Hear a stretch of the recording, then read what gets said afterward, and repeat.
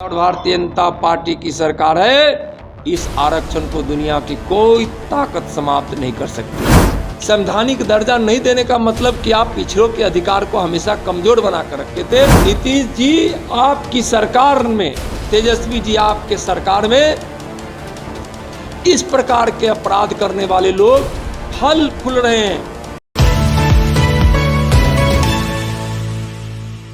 केंद्रीय गृह राज्य मंत्री नित्यानंद राय समस्तीपुर पहुंचे, जहां उन्होंने अपने संसदीय क्षेत्र में चलाए जा रहे योजनाओं का जायजा लिया और बाद में जिला अतिथि गृह में संबंधित अधिकारियों के साथ समीक्षा बैठक की। इस दौरान मीडियाकर्मी से बात करते हुए केंद्रीय गृह राज्य मंत्री नित्यानंद राय ने आरक्षण के मुद्दे पर राज्य सरकार पर हमला बोलते हुए कहा कि सीएम नीतीश कुमार और तेजस्वी यादव की पिछड़ा और अति पिछड़ा को अपमानित करने की यह साजिश है।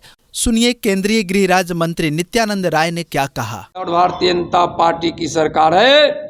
इस आरक्षण को दुनिया की कोई ताकत समाप्त नहीं कर सकती है। जो अति पिछड़ों को आरक्षण है, जिस आरक्षण को देने में हमारी ताकत लगी है, भारतीय जनता पार्टी की ताकत बुद्धि लगा है, वह भी आरक्षण जिस प्रकार से लागू है, जो कर्पूरी जी ने देखा था, भारतीय जनता पार्टी उस समय की जनसंघ ने जिस प्रकार से कर्पूरी जी के साथ कदम से कदम बढ़ाकर इस काम को अंजाम देने में लगी थी, वह रहे। साथ साथ माननीय प्रधानमंत्री जी ने इस बढ़ते हुए समय में जब सामान्य वर्ग के लोग भी गरीबी रेखा में आ गए, उस सामान्य वर्ग को भी 10% का आरक्षण दिया है। यह सबका साथ सबका विकास नीति के तहत यह है, यह ठोस है और सबसे बड़ा प्रमाण है। केंद्र में जो पिछड़ा वर्ग आयोग था, उस पिछड़ा वर्ग आयोग का संवैधानिक दर्जा माननीय लालू जी, माननीय नीतीश जी, आप बताएं, कांग्रेस की सरकार में भी लालू जी रहे हैं। उस समय पिछड़ा वर्ग आयोग को क्यों नहीं संवैधानिक दर्जा दिया गया? संवैधानिक दर्जा नहीं देने का मतलब कि आप पिछड़ों के अधिकार को हमेशा कमजोर बनाकर रखे थे।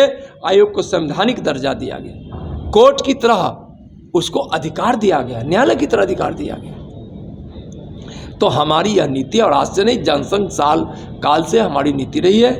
हाँ, लेकिन इन लोगों की नीयत में खोट थी, इसलिए कभी इस पर उन्होंने अच्छा प्रयास नहीं किया। देखिए, नीतीश कुमार जी और तेजस्वी जी,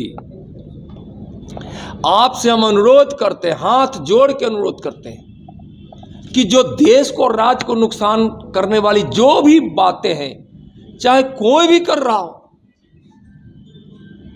आप उसको फलने फूलने मत दीजिए। भारत के नक्शे से कश्मीर को अलग दिखाना यह राष्ट्रीय अपराध है। नीतीश जी आपकी सरकार में, तेजस्वी जी आपके सरकार में इस प्रकार के अपराध करने वाले लोग फल फूल रहे हैं। आप उन पे कार्रवाई करें। यह बहुत ही घोर आपत्ति की बात है। देश और बिहार उसको बर्दाश्त नहीं करेगा। आप चाहे जितना अपने प्रश्न पत्र में दिखा दें कि कश्मीर भारत का अंग नहीं है, नरेंद्र मोदी जी की सरकार ने कहा है कि कश्मीर भारत का अंग है और पीओके भी हमारा है। हमारे गृह मंत्री जी ने सदन में इस बात को कहा है। इस प्रकार का चरित्र अपनाना वोट के लिए, इस देश की आज़ादी के लिए, इस देश की अखंडता के लिए लाखों हजारों लोगों ने अपनी कुर्बानियां दे दी। देश की सुरक्षा के, सीमा की सुरक्षा के लिए, देश की सुरक्षा के लिए लाखों लोग दिन रात मेहनत करते हैं। 40 डिग्री टेम्परेचर माइनस में, 40 डिग्री प्लस टेम्परेचर में समुद्र की गहराइयों को नापते हैं, तब देश यहाँ सुरक्षित है। और आप उस देश की अखंडता पर प्रहार कर रहे हैं। प्रश्न पत्र में आ जा रहा है कि ये कश्मीर भारत का अंग नहीं है। यह इतना बड़ा अपराध है, अक्षम अपराध है, और इसकी सजा आपको भोगनी पड़ेगी।